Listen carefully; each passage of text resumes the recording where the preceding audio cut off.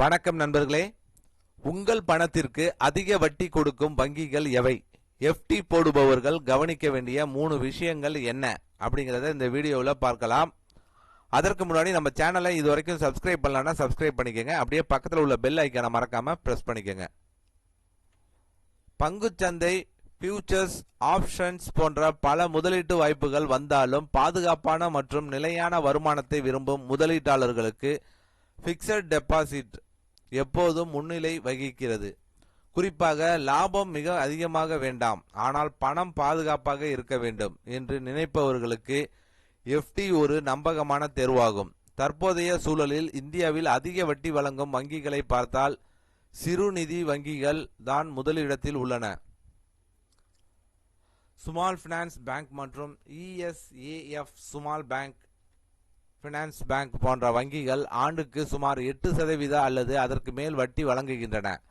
அதேபோல் Shivalik small finance bank, Jana small finance bank, Utkarsh small finance bank போன்றவையும் போட்டியாக உயர்த்த வட்டி வழங்குகிறது. தனியார் வங்கிகளில் SBM bank India, IDFC first bank, CSB bank மற்றும் பந்தன் பேங்க் போன்றவை 7%க்கும் மேல் வட்டி வழங்கி வருகின்றன. பொதுத்துறை வங்கிகளில் Punjab national bank, Canara bank மற்றும் பஞ்சாப் சிண்டிகேட் பேங்க் போன்றவை சுமார் 6.6% முதல் 6.75% வரை வட்டி வழங்குகின்றன. மேலும் பியோட்சி பேங்க் மற்றும் ஸ்டாண்டர்ட் சார்ட்டர்டு பேங்க் போன்ற வெளிநாட்டு வங்கிகளும் மிதமான வட்டி விகிதங்களை வழங்குகின்றன.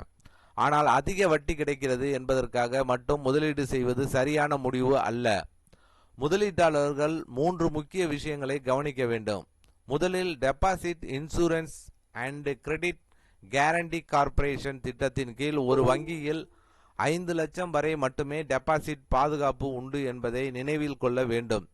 இரண்டாவது, எஃப்டி காலம் முடிவதற்கு முன் பணத்தை எடுத்தால் வங்கிகள் அபராதமாக வட்டி குறைப்பார்கள். இதனால் உங்கள் வருமானம் குறையும். மூன்றாவது, சில வங்கிகள் குறிப்பிட்ட நாட்களுக்கு மட்டும் அதிக வட்டி வழங்கும் சிறப்பு திட்டங்களை அறிமுகப்படுத்துகின்றன.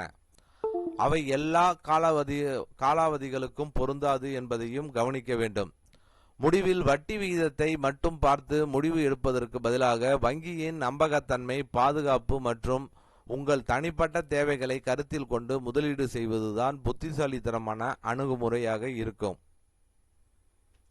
ஸோ கண்டிப்பாக நீங்கள் பணத்தை எப்படி போடுறதும் பெருசு இல்லை. அது எந்த மாதிரி பேங்க்கில் போகிறீங்க, ப்ரைவேட் பேங்கை மேக்ஸிமம் அவாய்ட் பண்ணிக்கங்க. போஸ்ட் ஆஃபீஸில் நீங்கள் எப்படி போடலாம். ஸோ பேங்க்கில் SBI, பஞ்சாப் நேஷனல் பேங்க், இந்த மாதிரி நேஷனலைஸ்டு பேங்க்கில் நீங்கள் டெபாசிட் பண்ணலாம். ஸோ இந்த மாதிரி பேங்க்கை நீங்கள் தேர்வு செஞ்சீங்கன்னா ரொம்ப நல்லாயிருக்கும். ஸோ கரெக்டாக இருக்கும். வட்டிக்கு ஆசைப்பட்டுட்டு நீங்கள் ப்ரைவேட் பேங்க்கில் போட்டிங்க அப்படின்னா கொஞ்சம் ரிஸ்க்கு அதிகமாக இருக்கிறது. அதையும் கவனத்தில் கொள்ள வேண்டும். ஸோ கண்டிப்பாக இந்த வீடியோ எப்படி போட்டு பணம் மாதம் மாதம் வட்டி அதை வச்சு வருமானம் வேணும் அப்படின்னு நினைக்கிறவங்களுக்கு இது ரொம்ப பயனுள்ள தகவலாக இருக்கும்னு நினைக்கிறேன். இந்த வீடியோ பிடித்திருந்தால் லைக் பண்ணுங்கள், ஷேர் பண்ணுங்கள். மீண்டும் இது போன்று வேற ஒரு வீடியோவில் சந்திப்போம்.